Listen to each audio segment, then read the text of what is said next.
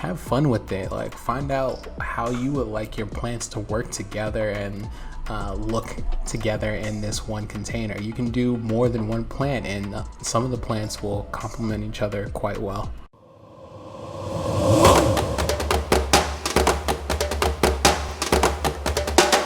What's up, y'all? It's your boy Chris from Afro Beets, back at it again with another video. And today I'm going to teach you how to make this 5-gallon self-watering container here. Isn't it beautiful, man? Like, look at all the stuff you can grow. I made this yesterday. It has tomatoes, leafy greens all over it, and I'm going to show you how to do it today. This is an amazing first start. If you're new to gardening and you want to grow as much as you can but don't have the space, this is where you're going to start. So make sure you subscribe to this channel for more garden table content, and yeah, let's get into it. All right, let's talk materials here. So what you're going to need for this is definitely a 5-gallon container. When you're looking for 5-gallon containers, you want to make sure they have these inserts right here. These inserts is what's going to help the soil wick up the water when it needs it, and it's also going to give your water a place to go in your reservoir. So if it doesn't have this, just toss the whole thing away. It's trash. You need this. All right, so once you have that container, you also need to find something to catch the water and hold the water storage. There needs to be a container that's like either a pot or a trash can, but whatever it is, it needs to be round and circular and needs to be able to fit inside of your bigger container. You're also going to need these piping right here, or I like to call fill tubes.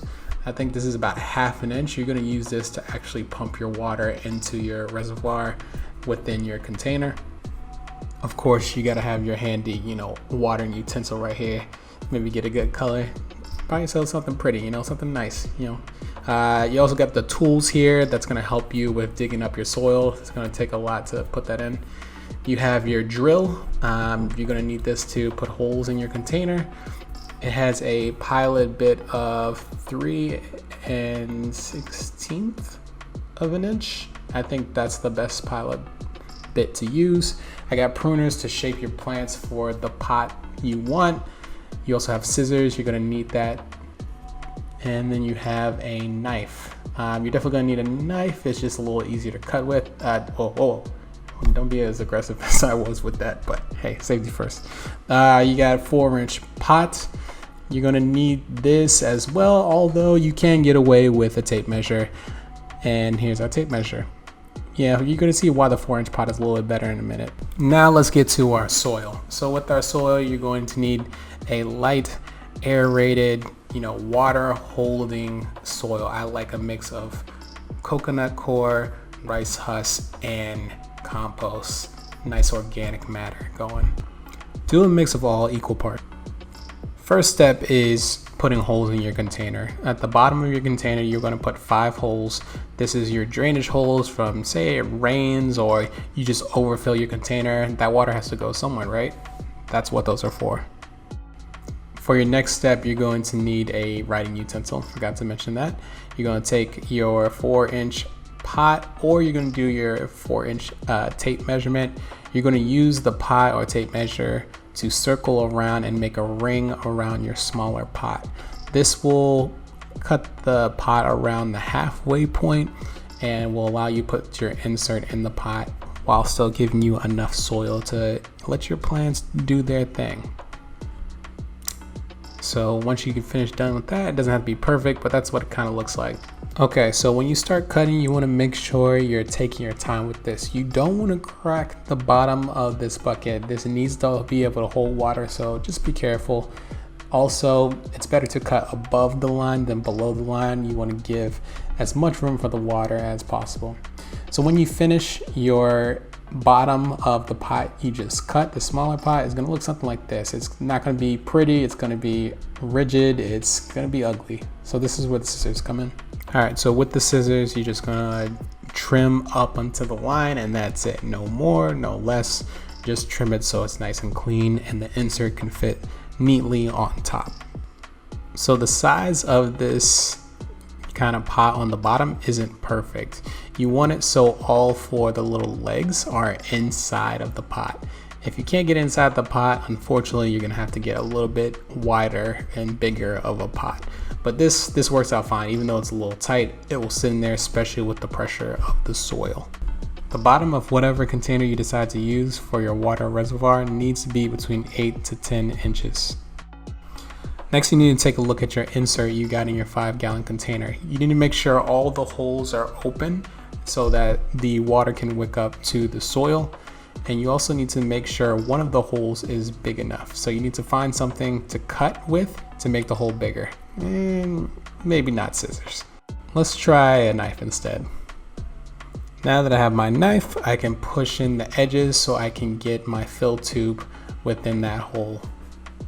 Once you get your insert hole big enough, you can go ahead and kind of pinch your fill tube and kind of stick it between the hole that you made a little bit bigger. This is going to do two things. One is going to secure your water to the right place, and then also that little pinch, and even though it might get kind of tough to push it through, that's going to secure the fill tube, so you don't have to worry about it sliding around within your container once you put the soil in. All right, let's put everything together now. So you have the bucket or container that you cut out. You're going to put that down first. Then you're going to actually do it kind of upside down first, just to get the measurement of how long your fill tube has to be.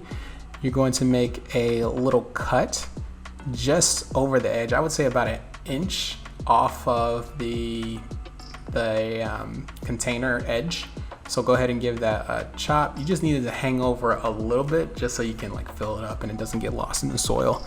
So once you go ahead and make your cut, you can pull everything through so everything is nice and even. So you see I'm kind of struggling with it to figure out which side is which, but make sure the side with the legs is facing down because it needs to reach the water to get into the soil. So you just want to pull it through just enough so it can still get inside, but everything is hanging out. So put everything together like a nice little sandwich situation, and then you're going to put everything back within the container. Everything should fit nice and snug, and there should be a little bit of the fill tube kind of just hanging out. All right, so let's go ahead and put in our soil now. When you're first putting on the soil, you want to do a couple batches on the top, and you want to fill in the holes and the sides so that when your water is filled within your smaller container, it can easily get to your soil. So just filling in those little holes will go a long way. Once that's done, you just continue to fill her up until you get to about the halfway point. Once I get to the halfway point, I give it a little bit of shake just to evenly distribute everything while still holding the fill tube in place. You continue to fill up until you leave about 1 inch of space from the top. Then it's the fun part. You get to check to see where you want to place your plants. Now, you need to read the instructions on whatever the seeds you're growing for, or whatever the plant that you brought from the store says about spacing. Pay attention to that. That is important. But other than that, have fun with it. Like, find out how you would like your plants to work together and look together in this one container. You can do more than one plant, and some of the plants will complement each other quite well. So this is one of my favorite parts, like taking out the transplant, like flipping it over, pressing the bottom of whatever container it is, and just easily taking it out to put it right into the ground. You know, make sure if your roots are in a bind to unleash those bad boys so they can go ahead and spread themselves out and really, you know, develop into your container. This is the time to really adjust the soil level to your plants, like put them in the spots you want, make sure they're pruned and cut to your liking. After all that is said and done, add your 1/2 inch level of soil, you know, give your top of your plants a good watering. Then you can go ahead and fill in your reservoir, your small pot inside your bigger pot. I would say for these size containers, the water holding capacity is about a little bit more than 1 gallon, give or take. So a couple of these small watering cans will do the trick. If you see that once you're watering and you're starting to get a little drainage out the bottom of the large pot, then that's enough. You've done your job. And that's pretty much it. All right, y'all, so this is our final product. You saw me make this one the other day. This is the one we just made. It has eggplant, it has parsley. It's gonna have basil in it. Once I get the basil out here, it's kind of harden off. And yeah, let me know if you guys want me to do a tutorial on these guys right here, these cages that allow you to put the cover on whatever you're growing and protect it against different pests and things like that. Drop that part 2 in the low, or put the little down fingers to let me know that you're interested in another tutorial. Besides that, you know, I love y'all, I appreciate y'all, and remember, keep moving to the beat of your own drum. Talk to you later, fam. Peace.